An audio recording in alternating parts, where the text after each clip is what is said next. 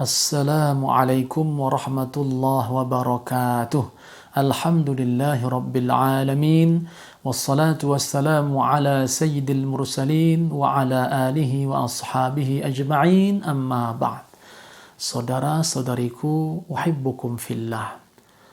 Al-Hafidh Ibn Rajab rahimahullah mengatakan di dalam kitab Lataiful Ma'arif, kaum muslimin apabila berada di bulan Ramadan, mereka menghadapi dua jihad. Jihad di siang hari dengan berpuasa, dan jihad di malam hari dengan qiyamul lail atau salat tarawih. Kita akan fokuskan di permasalahan salat tarawih. At-tarawih jamak dari tarwihah, artinya beristirahat sebentar.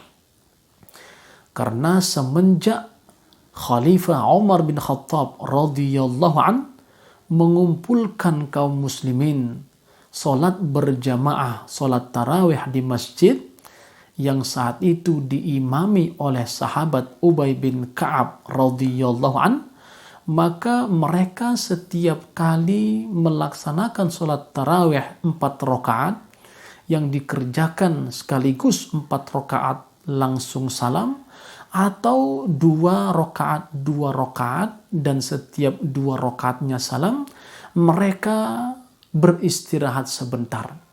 Karena mereka ketika sholat tarawih berdirinya sangat lama, bacaan Al-Qur'annya sangat panjang, serta rukuk dan sujudnya durasinya juga lama.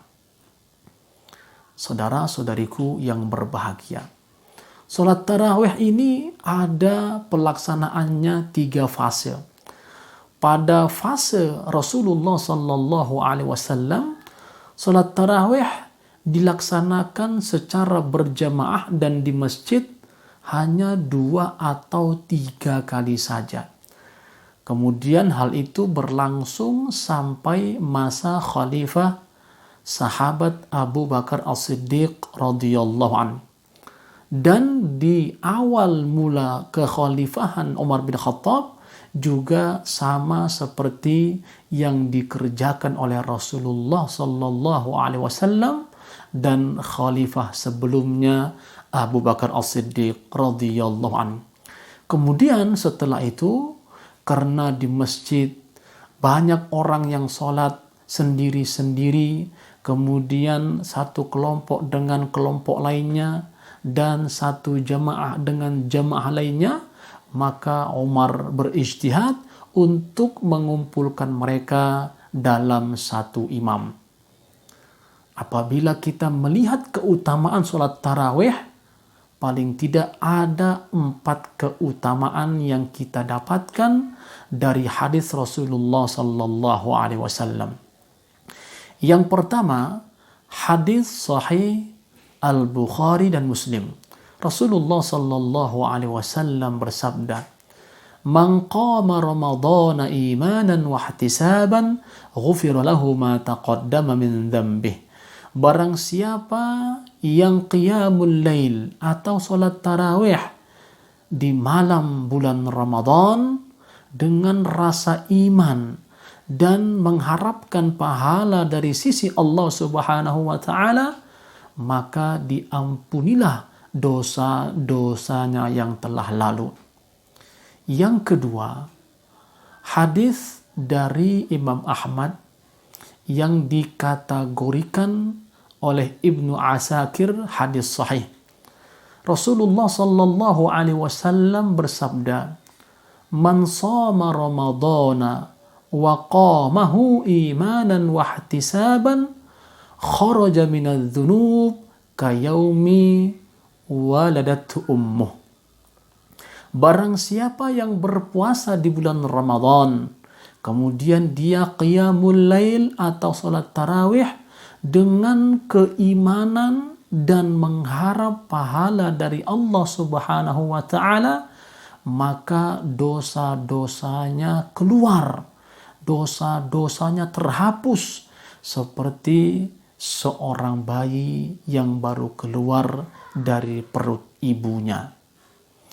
Yang ketiga, hadis riwayat Imam Ahmad, Ibnu Hibban, dan juga lainnya.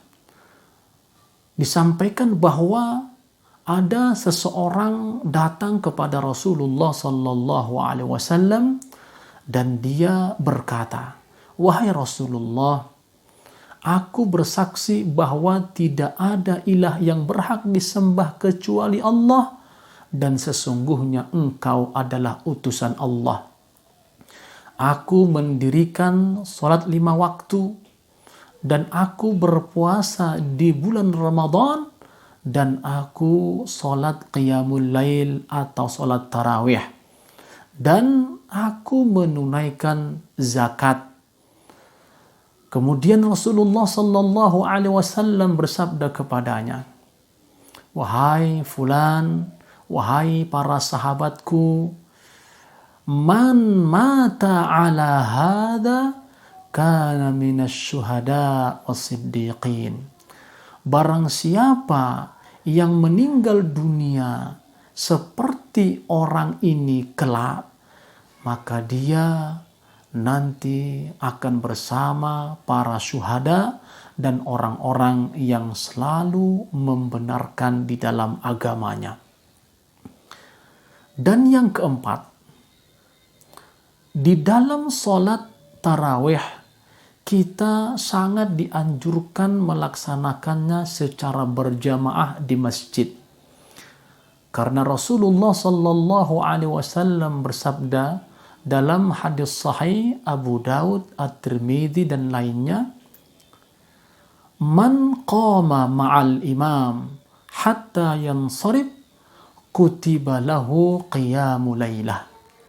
Barang siapa yang sholat qiyamul lail atau sholat tarawih bersama imam sampai selesai, maka dituliskan baginya seperti qiyamul lail sepanjang malam. Saudara-saudariku yang berbahagia, saat ini ada perbedaan pendapat di antara umat Islam, terutama di tanah air kita. Karena adanya wabah penyakit virus corona, sehingga ada yang melaksanakannya di rumah dan saudara-saudara kita yang berada di zona hijau, di zona aman, mereka melaksanakannya di masjid atau di musholla terdekat mereka. Maka kami sampaikan, mari kita saling mendoakan, jangan saling mencela. Saudara-saudara kita yang di zona merah, yang dilarang untuk berkumpul atau berjamaah sholat di masjid, maka mari jangan mencela saudara-saudara kita yang sholat tarawih di masjid, yang mereka lockdown daerah atau kampung mereka, yang tidak ada terinfeksi di kalangan mereka, tidak ada terkena ODP atau PDP atau terinfeksi positif COVID-19. Maka dari itu, mari kita tegakkan sholat tarawih karena Allah Subhanahu wa Ta'ala. Yang di rumah, doakan saudara-saudara kita yang sholat di masjid. Dan yang di masjid, doakan saudara-saudara kita yang di rumah, sehingga Islam tetap tegak, Islam tetap berwibawa, dan Islam tetap jaya. Demikian, wabillahi taufiq wal hidayah. Wassalamualaikum warahmatullahi wabarakatuh.